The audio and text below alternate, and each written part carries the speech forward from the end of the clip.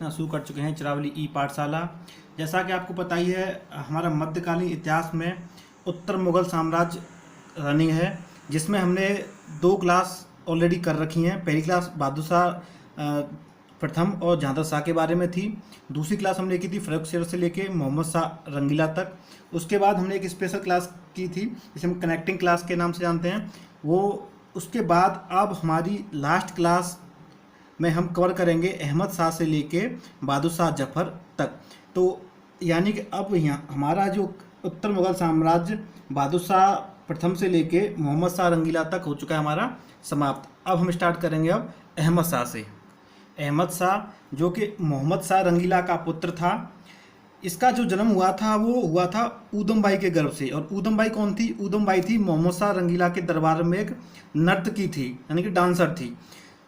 तो इसके अहमद शाह से रिलेटेड जो सबसे इम्पोर्टेंट जो क्वेश्चन पूछा जाता है वो ये पूछा जाता है कि एक अहमद शाह के टाइम पे एक फारस यानी कि ईरान का शासक अहमद शाह अब्दाली, जो कि दुर्रे दुर्रानी या युक्का मोती के नाम से भी जाना जाता था, उसने भारत में अपना पहला आक्रमण किया था 1748 में। और ये अहमद शाह अब्दाली कौन था? ये वही अहमद शाह अब्दाली है जो नादिर शाह, जिसने कि मोहम्मद शाह रंगीला के टाइम पे हिंदुस्तान पर आक्रमण किया था, बहुत सारी लूटपाट की थी और वो तख्ते तायूस और मयूर सिंहासन को लूट के ले गया था। उसी का ये उत्तराधिकारी था अहमद शाह अब्दाली।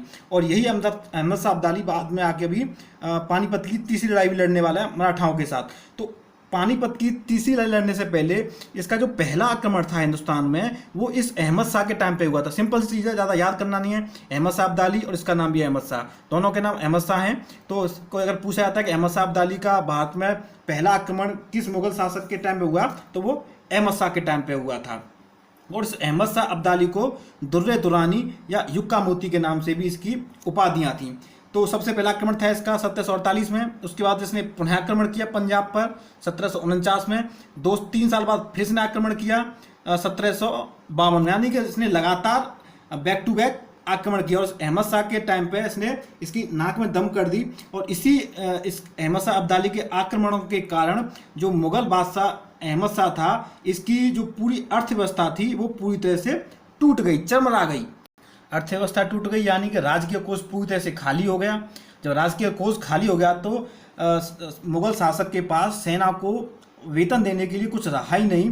तो इसीलिए सेना को वेतन तो देना था, तो सेना को वेतन देने के लिए शाही सामान को बेचना पड़ा। वेरी इंपॉर्टेंट क्वेश्चन है, कई बार पूछा गया है कि किस मुगल बादशाह के टाइम पर सेना को वेतन देने के लिए शाही सामान को बेचना पड़ा था। तो वो किसका समय था? इस अहमद शाह का टाइम था। ठीक है, 2 क्वेश्चन से रिलेटेड जो पूछे जाते हैं वो यही है कि अहमद शाह अब्दाली का भारत में पहला आक्रमण कब हुआ, वो अहमद शाह के टाइम पे हुआ। दूसरा, किस मुगल शासक के टाइम पे सेना को वेतन देने के लिए शाही सामान को बेचना पड़ा, तो वो कौन था? अहमद शाह। अब स्थिति ये हो गई कि शाही सामान बेचना पड़ रहा है, अर्थव्यवस्था टूट गई है। तो ये इसकी जो माता थी ऊधम बाई, जो वही जो डांसर थी, नर्तकी थी, पूरा राजकीय कामकाज इसने अपने हाथ में ले लिया। इधर तो राजमाता ऊधम बाई ने पूरे राजकीय कामकाज को अपने हाथों में लिया, उधर एक इमामत मुल्क था, इसने क्या किया कि 1754 में मराठों के सहयोग से इस अहमद शाह जो कि मुगल बादशाह था को गद्दी से हटाया, इसकी आंखों को फोड़ा और इसको जेल में डाल दिया। और उसके बाद जो मुगल बादशाह बना वो बना जहांगीर शाह का पुत्र अजीजुद्दीन, जिसको कि आलमगीर द्वितीय के नाम से जाना जाता है। ये जहांगीर शाह जो उत्तर मुगल साम्राज्य में बहादुर शाह प्रथम के बाद जो मुगल बादशाह था, इसी जहांगीर शाह का पुत्र था ये वाला आलमगीर द्वितीय। और आलमगीर प्रथम कौन था? आलमगीर प्रथम बताओ, याद करो। आलमगीर यानी कि औरंगजेब, यानी कि पहला आलमगीर था औरंगजेब और दूसरा आलमगीर कौन था? इस जहांगीर शाह का पुत्र, जो कि अहमद शाह को अपदस्थ करके दिल्ली का अगला मुगल बादशाह बनता है। अब कुछ लोगों के मन में डाउट आ रहा होगा कि दिल्ली का मुगल बादशाह के बीच में मराठों का सहयोग क्या? मराठों के बीच में मराठे कहाँ से आ गए बीच में?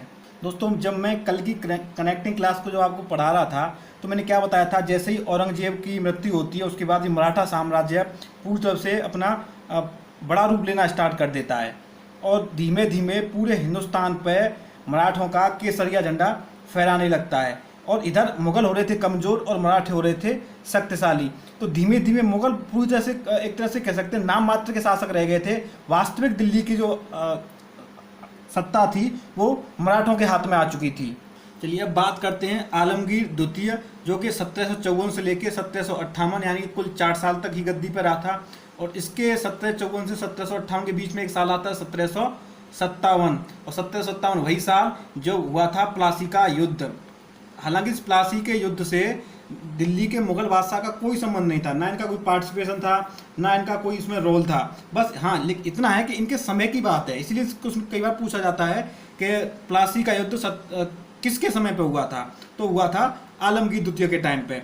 इस प्लासी के युद्ध का पूरा विवरण हम पढ़ाएंगे कब, जब हम बंगाल के बारे में पढ़ा रहे होंगे। तो मैंने आपको कल कनेक्टिंग क्लास में ही बताया था, प्लासी का युद्ध हो चाहे बक्सर का युद्ध हो, इन दोनों युद्धों को हम पढ़ेंगे विस्तार से, जो हम बंगाल के बारे में पढ़ रहे होंगे। अभी केवल आप इतना ही जान लीजिए कि प्लासी का युद्ध हुआ था बंगाल के नवाब सिराजुद्दौला और अंग्रेजों के लॉर्ड क्लाइव के बीच में, जिसमें बंगाल के नवाब की हार हुई थी और अंग्रेजों की उसमें जीत हुई थी। एक्चुअली ये कोई युद्ध नहीं था, ना कोई ये युद्ध हुआ, ये एक तरह से एक धोखा था। इसको हम कहानी को विस्तार से बताएंगे जब हम बंगाल के बारे में पढ़ रहे होंगे। केवल इतना जान लीजिए, प्लासी का युद्ध हुआ 1757 में, और ये हुआ था बंगाल के नवाब और अंग्रेजों के बीच में। इसमें अंग्रेजों की जीत हुई, और ये युद्ध जब हुआ था उस समय दिल्ली का बादशाह कौन था, तो दिल्ली का बादशाह था आलमगीर द्वितीय। अब दिल्ली में बड़ी एक रोचक कहानी हुई। रोचक कहानी ये हुई कि ये जो अहमद शाह अब्दाली जो भारत को लगातार लूट रहा था, इसकी लूट को जो आलमगीर था मुगल बादशाह वो चुपचाप देख रहा था।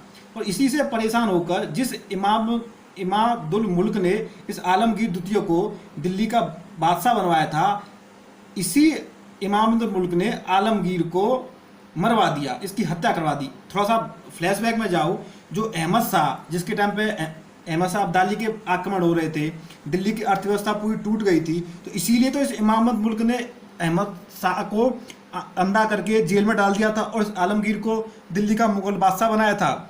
और यही आलमगीर द्वितीय भी वही काम कर रहा था जो अहमद शाह कर रहा था।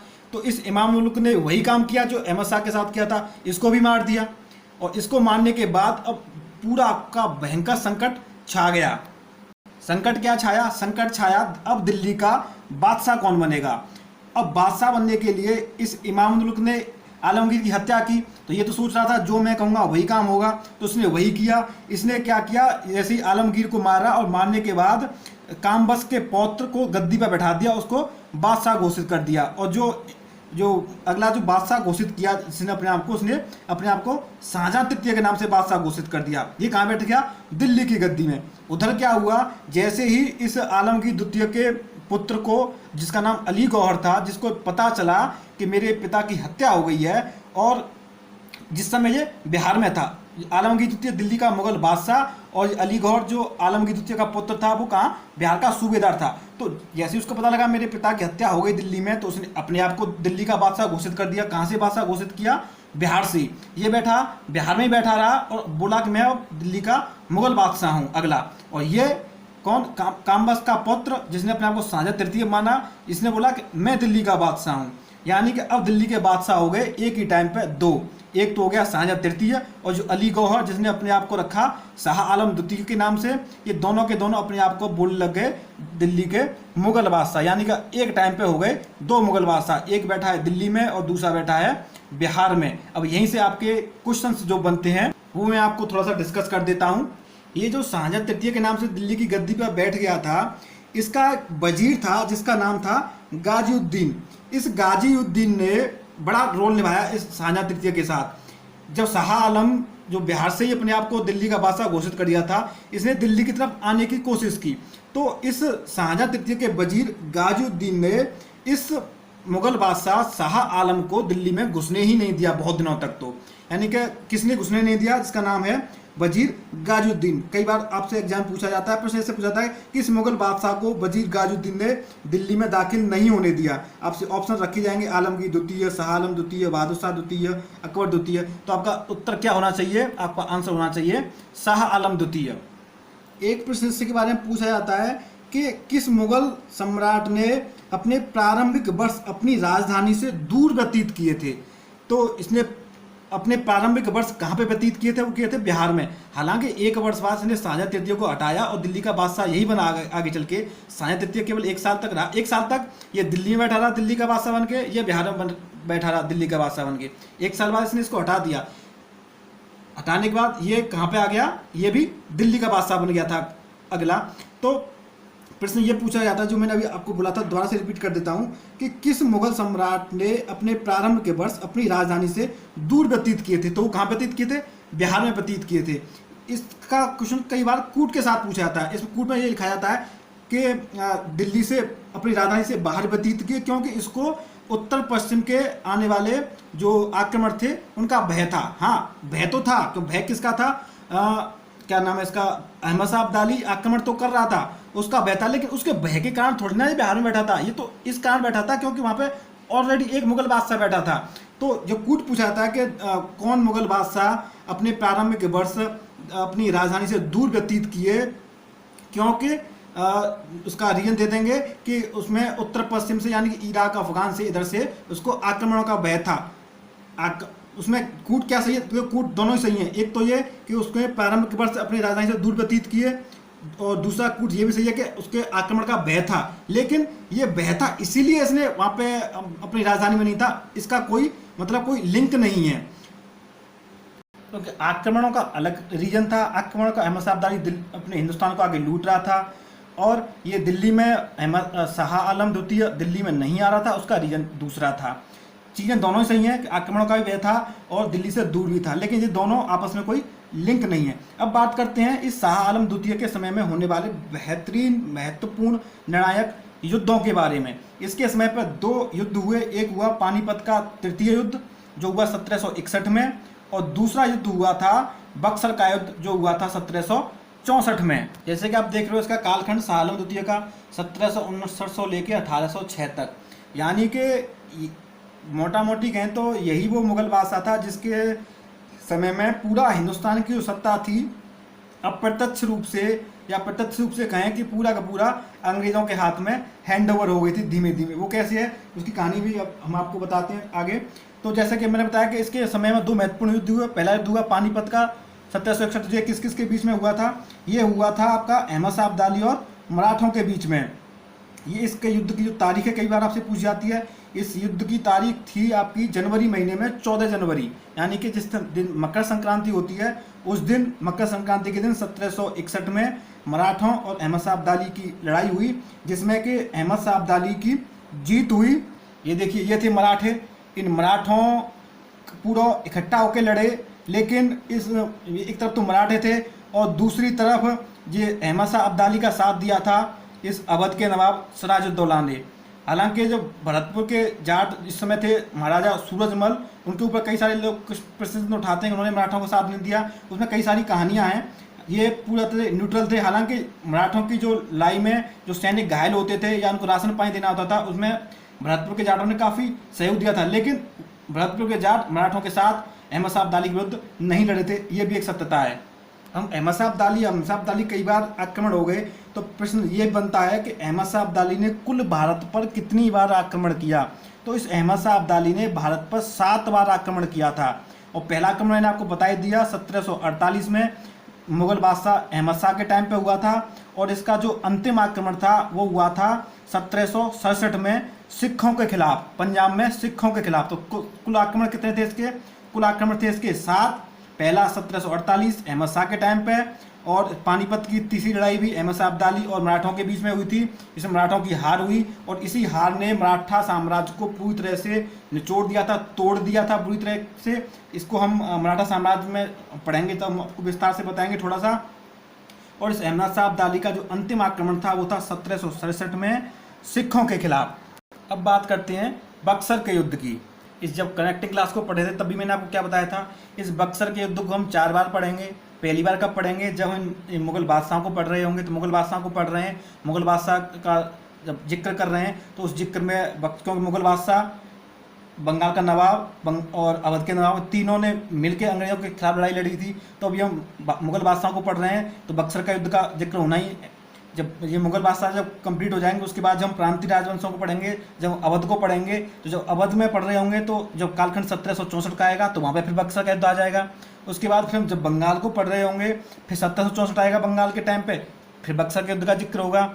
उसके बाद जब फिर हम अंग्रेजों को पढ़ रहे होंगे तो अंग्रेजों के कालखंड में 1764 आएगा, फिर वहाँ पे बक्सर का युद्ध आएगा, तो बक्सर को 4 बार पढ़ेंगे। तो अभी हम पहली बार पढ़ रहे हैं, अभी हम इधर मुगल बादशाहों के साथ में। थोड़ा सी रूपरेखा बताते हैं बक्सर के युद्ध की। हुआ क्या था कि उस समय जो बंगाल का नवाब था 1763 में मीर कासिम, और इस मीर कासिम को अंग्रेजों ने ज़बरदस्ती हटा करके अपने चाटुकारिता के लिए मीर जाफर को बंगाल का नवाब बना दिया। अब ये जो मीर कासिम बंगाल का नवाब हटा दिया, इससे मीर कासिम बड़ा क्षुब्ध हुआ और इसने सीधा जाके मिला किसके साथ, ये मिला अवध के नवाब सिराजुद्दौला के पास गया कि साहब मुझे अंग्रेजों ने वहाँ से हटा दिया है। तो नवाब सिराजुद्दौला बोला कि अगर इसको हटा दिया तो कल को हो सकता है मुझे भी हटा दें। तो इसने बोला ठीक है हम आपका साथ देंगे, लेकिन उसने कहा आप एक काम करो, मुगल बादशाह सालम के पास भी जाओ, उनसे भी सहायता मांगो, इससे हमारा बड़ा संगठन बनेगा। तो ये तीनों ने अपना एक संगठन बनाया, क्योंकि ये मुगल बादशाह भी धीमे धीमे कमजोरी हो रहे थे। इन्होंने कहा अंग्रेज बढ़ रहे हैं तो कर लेते हैं काम, लेकिन तब तक बहुत देरी हो चुकी थी, क्योंकि अंग्रेजों ने बहुत सही समय चुना था। क्योंकि पानीपत के तीसरी लड़ाई में मराठा हार चुके थे, मराठा पूरा वर्चस्व था। जब मराठा हार गए, मराठा कमज़ोर हो गए, मराठा किसी के साथ देने की कंडीशन में नहीं थे, वो वही ठीक समय सुना है उन्होंने बंगाल में अपना एंट्री करने के लिए। तो होता है कि मीर कासिम बंगाल का पुराना नवाब, अवध का नवाब सिराजुद्दौला और मुगल बादशाह शाह आलम द्वितीय की तीनों की सम्मिलित सेना का लड़ाई होती है अंग्रेज़ों के साथ। और अंग्रेज़ों का उस समय जो लीड कर रहा था वो कर रहा था हेक्टर मुर्नो। और इस लड़ाई में, बक्सर की लड़ाई में जो 1764 हुई थी, इस लड़ाई में इन तीनों की संयुक्त सेना की होती है हार और अंग्रेज़ों की होती है जीत। और इस जीत ने हिंदुस्तान के इतिहास में एक बहुत बड़ा बोल सकते हैं कि आमूलचूल परिवर्तन ला के रख दिया। परिवर्तन क्या था? परिवर्तन यह था कि जहाँ प्लासी ने बंगाल में अंग्रेज़ों की प्रभुत्ता स्थापित की, वहीं बक्सर ने अंग्रेजों को अखिल भारतीय शक्ति के रूप में स्थापित किया। मैंने क्या बताया था, प्लासी का युद्ध क्या हुआ था, 1757 में हुआ था। तो प्लासी के युद्ध ने केवल अंग्रेजों को जो इंपॉर्टेंस थी या अंग्रेजों की जो शक्ति थी वो केवल बंगाल तक ही सीमित थी, बंगाल के अलावा अंग्रेजों की शक्ति को कोई पहचान नहीं रहा था। अब जो बक्सर का युद्ध हुआ है 1764 में, इस युद्ध में क्योंकि अंग्रेजों ने अवध के नवाब को हराया और दिल्ली के मुगल बादशाह को हराया, तीनों को हराया, तो अब अंग्रेज पूरे अखिल भारतीय शक्ति के रूप में जाने लगे। अब जब बक्सर की लड़ाई समाप्त हुई तो उस लड़ाई के बाद 2 प्रमुख संधियां हुई। पहली संधि हुई मुगल बादशाह और अंग्रेजों के बीच में। इस संधि में क्या था? इस संधि में था कि 26 लाख रुपए वार्षिक के बदले बंगाल, बिहार तथा उड़ीसा की दीवानी अंग्रेजों को मिली। दूसरा, 53 लाख रुपए बंगाल के नवाब को देकर बंगाल की सूबेदारी का अधिकार अंग्रेजों ने ले लिया। अब यहाँ पे 2 वर्ड आ रहे हैं, एक आ रहा है दीवानी और एक आ रहा है सूबेदारी। दीवानी आप देख रहे होंगे, दीवानी बड़े क्षेत्र की दीवानी ली उन्होंने, यानी कि बंगाल, बिहार, उड़ीसा के 3 प्रांतों के लिए उन्होंने दीवानी। और सूबेदारी कहाँ की ली? सूबेदारी ली इन्होंने केवल बंगाल की। अब दीवानी सूबेदारी समझिए क्या है। दीवानी जो इन्होंने बड़े इलाके की ली थी वो क्यों ली थी? उसमें क्या दीवानी में राजस्व वसूली, यानी कि टैक्सेशन, टैक्स के लिए हम बंगाल से भी टैक्स लेंगे, बिहार से भी टैक्स लेंगे और उड़ीसा से भी टैक्स लेंगे। और सूबेदारी में क्या है? कानून व्यवस्था और सैनिक कार्य, यानी कि हम कानून व्यवस्था और अपने जो सैनिकों के लिए है वो हम केवल बंगाल तक ही सीमित, यानी बंगाल तक ही हम अपना कानून बनाएंगे, बंगाल में अपने नियम कायदा कानून को इम्प्लीकेट करेंगे, यहीं पे हम राज करेंगे, लेकिन टैक्स हम बिहार से भी लेंगे और उड़ीसा से भी लेंगे। ये थी इलाहाबाद की संधि। और इस इलाहाबाद की प्रथम संधि पर इस पर शाह आलम द्वितीय जो मुगल बादशाह था, बंगाल का नवाब निजामुद्दौला जो कि मीर जाफर, क्योंकि 64 में ये लड़ाई हुई थी और ये प्रथम संधि कब हुई है? ये हुई है 12 अगस्त 1765 को। तो उस समय तक ये मीर जाफर मर गया था। तो मीर जाफर के बाद बंगाल का अगला नवाब बन गया था निजामुद्दौला। और संधि हुई किसके साथ थी? अंग्रेजों के साथ। तो अंग्रेजों का प्रतिनिधि कौन था उसमें? Lord Clive. तो इसमें मुगल बादशाह के साइन हुए, बंगाल के नवाब के साइन हुए और अंग्रेजों के प्रतिनिधि के साइन हुए, इसका नाम था लॉर्ड क्लाइव। तो ये थी इलाहाबाद की प्रथम संधि। तो अभी दूसरी संधि होना बाकी है। दूसरी संधि किसके साथ होगी? अब दूसरी संधि होगी अवध के नवाब के साथ, क्योंकि इसमें बंगाल के नवाब और दिल्ली के 3 लोग हारे थे। एक तो दिल्ली का मुगल बादशाह, बंगाल का जो पुराना नवाब था और तीसरा अवध का नवाब। तो दिल्ली के मुगल बादशाह और बंगाल के नवाब के साथ तो संधि हो गई पहली वाली।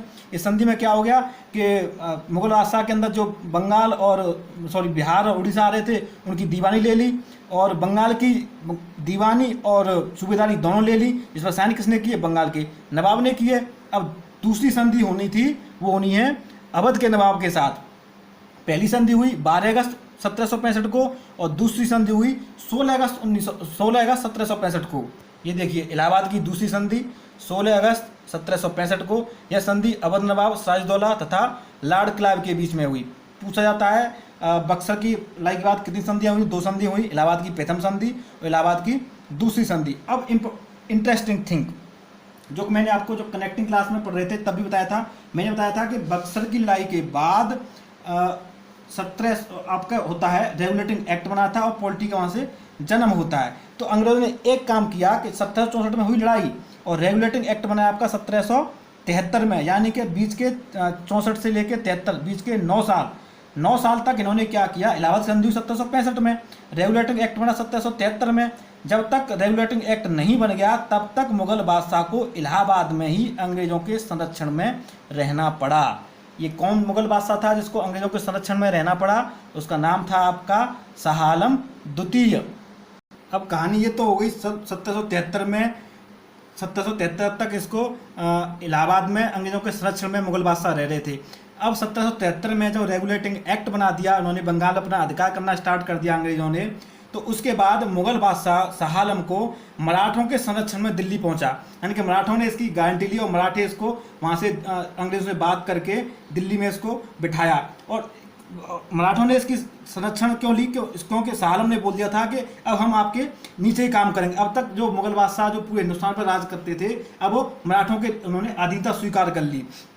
तो अब मराठों के अधीन रहे थे मुगल 1773 से लेकर 1803 तक। अब कहानी ये हुई कि 1803 में आने तक अंग्रेजों के सेनापति ने, क्योंकि मैंने आपको क्या बताया था कि मराठे जो थे वो 6 जगह बट गए थे और इनकी फूट जो पड़वाई थी वो भी अंग्रेजों ने पड़वाई थी। हम जब मराठे पढ़ेंगे जब आपको बताएंगे। और इसी फूट का लाभ उठा करके अंग्रेजों ने एक एक करके इन सबको अपनी अधीनता स्वीकार करवाई। जब मराठे इन्होंने अधीनता स्वीकार कर ली तो अब शाह आलम को संरक्षण देने वाला कौन था? कोई नहीं। तो जब मराठों ने अधीनता स्वीकार कर ली तो फिर शाह आलम ने भी अंग्रेजों का संरक्षण स्वीकार कर लिया और इसी प्रकार दिल्ली पर अंग्रेजों का पूर्ण तरह से हो गया अधिकार। और जो मुगल बादशाह थे वो केवल क्या बन के रह गए? पेंशन भोक्ता। और 1806 में शाह आलम की हो गई थी हत्या। तो इसी तरह अब इसमें से प्रश्न पूछा जाता है शाह आलम द्वितीय से संबंधित कि निम्न में से कौन सा मुगल बादशाह पहले तो अंग्रेजों की कैद रहा और बाद में जीवन पर्यंत मराठों का पेंशन भोगी रहा? तो पहले कैद में कब रहा? कैद में रहा ये इलाहाबाद की संधि से लेके 1773 किसके उसमें रहा? अंग्रेजों की कैद में। और उसके बाद फिर किसके संरक्षण में रहा? मराठों के संरक्षण में रहा। तो ये कौन बादशाह था? वो था शाह आलम द्वितीय। अब 1806 में शाह आलम द्वितीय की हत्या होने के बाद दिल्ली का अगला मुगल बादशाह बना अकबर द्वितीय के नाम से। ये कौन था? ये शाह आलम द्वितीय का पुत्र था। और इसके बारे में संबंधित जो प्रश्न वो पूछे जाते हैं कि अंग्रेजों के शासन में प्रथम मुगल बादशाह बना, क्योंकि अंग्रेजों ने कब से टेक ओवर कर लिया था उनको? वो कर लिया था 1803 में। और ये कब बना? 1806 में। तो इनके क्या बोलते हैं, अंग्रेजों के शासन में बनने वाला प्रथम मुगल बादशाह कौन था? अकबर द्वितीय। और बोलते हैं कि इसकी जो बादशाह थी वो लाल किले तक ही सीमित थी, बाकी जो पूरा ताम झाम था वो कौन देख रहे थे? वो अंग्रेजी देख ही रहे थे। इसके संबंधित वेरी इंपॉर्टेंट प्रश्न है जो वो दो यहाँ से पूछे जाते हैं, ये लाइन और इस लाइन से। इस लाइन में क्या लिखा है? इसमें लिखा है अकबर द्वितीय ने राम मोहन राय को राजा की उपाधि दी, यानी कि राम मोहन राय को राजा की उपाधि किसने दी? वो अकबर द्वितीय ने दी थी। और दूसरा क्या हुआ है कि 1835, जो इसका शासन था 1837 तक, 1835 में मुगलों के सिक्के बंद हो गए थे, यानी कि अब अंग्रेज तो पूरे से एक्टिव हो रहे थे। तो अंग्रेजों ने मुगलों के सिक्के बंद किए थे 1835 में। और उस समय मुगलों का बादशाह कौन था? वो था अकबर द्वितीय। दो वेरी इंपॉर्टेंट क्वेश्चन कि राम मोहन राय को राजा की उपाधि किसने दी? अकबर द्वितीय ने दी। और मुगलों के सिक्के किसके शासनकाल में बंद हुए थे? तो वो बंद हुए थे अकबर द्वितीय के टाइम पे। और अब बात करते हैं मुगलों के अंतिम बादशाह, जिसका नाम है बहादुर शाह जफर, जो कि 1837 से लेकर 1857 तक दिल्ली की गद्दी पे रहा। उसके बाद 57 से लेकर इसको पहुंचा दिया गया म्यांमार बर्मा में, और वहीं पे इसकी हो गई थी मृत्यु 1862 में। अब इसके बारे में क्या प्रश्न है वो हम थोड़ा सा डिस्कस कर लेते हैं। सबसे पहली बात तो यही है कि अंतिम मुगल बादशाह कौन था। इसका नाम है बहादुर शाह जफर, और ये क्योंकि जफर उपनाम से कविताएं लिखता था इसलिए इसका जो बाद में टाइटल जोड़ दिया गया है बहादुर शाह जफर। इसके नाम दो तरह से आपको लिख के मिल सकते हैं एग्जाम में, या तो बहादुर शाह द्वितीय या बहादुर शाह जफर। तो ये अंतिम मुगल बादशाह था। अब तक तो बहुत एग्जाम्स में क्वेश्चन पूछा जाता था कि अंतिम मुगल बादशाह कौन था, अंतिम मुगल बादशाह कौन था, लेकिन अब आजकल एक नए तरीके से इस प्रश्न को पूछा जा रहा है। वो पूछते हैं कि अंतिम मुगल बादशाह के पिता का नाम क्या था। आप ये क्वेश्चन बहुत पुराना हो गया कि अंतिम मुगल बादशाह कौन था कौन था कौन था, दुनिया जाने गई अंतिम मुगल बादशाह बहादुर शाह जफर था। अब इस प्रश्न में थोड़ा सा ट्विस्ट डाल के पूछा जाता है कि अंतिम मुगल बादशाह के पिता का नाम क्या था, तो वो क्या नाम था। अभी हमने इससे पहले क्या जस्ट पढ़ा है, वो अकबर द्वितीय। तो क्योंकि अकबर द्वितीय का पुत्र था बादशाह जफर, तो ये प्रश्न में इस तरह से भी आपके सामने आ सकता है। तो ज़्यादा कंफ्यूज मत होना, हड़बड़ा मत जाना एक प्रश्न कहाँ से आ गया। सिंपल सा है, अंतिम मुगल बादशाह था बहादुर शाह जफर, और ये किसका पुत्र था, ये था अकबर द्वितीय का। तो ये तो हो गई पहली लाइन जिसमें से आपके जो प्रश्न बनते हैं मैंने आपको बता दिए। दूसरा, यहाँ क्या लिखा हुआ 1857। तो आपको ये सबको पता है कि एक क्रांति हुई थी 1857 में, और उस क्रांति को भारत का प्रथम स्वतंत्रता संग्राम भी बोलते हैं, क्योंकि उसमें क्रांति में बहादुर शाह जफर का भी पार्टिसिपेशन था। पार्टिसिपेशन क्या था, बहादुर शाह जफर को ही लीडर बना के या नेता बना के वो क्रांति का व्यूह रचना की गई थी। तो क्योंकि 1857 की क्रांति जब दबा दी गई, दबाने के बाद अंग्रेज़ों ने 1857 की क्रांति में भाग लेने के कारण इनको हुमायूं के मकबरे में बंदी बना लिया था। यानी कि बहुत दिनों तक हुमायूं के मकबरे में बंदी बना के रखा। और वो किसने बंदी बनाया था, वो बनवाया था लेफ्टिनेंट हडसन ने। और बाद में इस बहादुर शाह जफर को वहाँ से उठा के रंगून भेज दिया गया, और वहीं पर 1862 में हो गई इसकी मृत्यु। और इसी के साथ ही मुगलों का हो गई चैप्टर की समाप्ति। और उसके बाद 1857 की क्रांति के बाद 1 नवंबर 1858 को महारानी विक्टोरिया का एक घोषणा पत्र आया, और उस घोषणा पत्र के ही आते ही मुगल साम्राज्य की हो गई समाप्ति। और इस घोषणा पत्र में एक तो मुगल साम्राज्य की समाप्ति हुई थी, और दूसरी समाप्ति हुई थी ईस्ट इंडिया कंपनी के शासन की। और वो ईस्ट इंडिया कंपनी का शासन क्या था वो हम आपको अंग्रेजों का जब पढ़ेंगे तब बताएंगे। फिलहाल आप इतना ही जान लीजिए कि 1 नवंबर 1858 से महारानी विक्टोरिया के घोषणा पत्र के साथ ही मुगल साम्राज्य हो गया समाप्त। दूसरा होगा ईस्ट इंडिया कंपनी का शासन समाप्त, और भारत पर हो गया पूर्ण तरीके से ब्रिटिश क्राउन का अधिकार। ये एक कविता है जो बहादुर शाह की कुछ पूछ ली जाती है कई बार कि किसके मुगल बादशाह के या किसकी कविता के कुछ अंश हैं। इसमें लिखा हुआ है, न किसी की आँख का नूर हूँ, न किसी के दिल का करार हूँ, जो किसी के काम न आ सका मैं वो बुझता हुआ चिराग हूँ। ये किसके अंश हैं, ये हैं बहादुर शाह जफर के। तो अब ये इसकी मृत्यु कहाँ पे हुई है, थोड़ा सा इसकी मृत्यु हुई है रंगून में, और वहीं पे है इसका मकबरा। तो यानी कि मकबरा रंगून, रंगून यानी कि बर्मा, बर्मा यानी कि म्यांमार, म्यांमार है दूसरा देश, वो नहीं है भारत। तो अब तक जितने मुगल बादशाह देखे थे, अब जहाँ तक सबकी सारे के सारे की जो मकबरा है वो हिंदुस्तान में है। मैंने आपको जब जिस दिन ये मुगल काल पढ़ाना स्टार्ट किया था उस दिन भी मैंने आपको बताया था केवल 3 ही बादशाह हैं जिनकी मकबरे हिंदुस्तान के बाहर हैं। एक तो मुगलों का पहला बादशाह, एक मुगलों का अंतिम बादशाह। पहला बाबर जिसकी है आपको पता ही है अफ़गानिस्तान में, काबुल में। दूसरा और एक ये हो गया मुगल बादशाह जफर जिसकी कहाँ है, रंगून में। और तीसरा बीच में एक था जहांगीर जिसकी मकबरा कहाँ पे है, इसका मकबरा है लाहौर में। तो केवल 3 ही ये मुगल बादशाह हैं जिनका मकबरा हिंदुस्तान के बाहर है। तो अब समाप्त करते हैं इस मुगल के चैप्टर्स को। अब कल से आपका हम स्टार्ट करने वाले हैं मराठा साम्राज्य।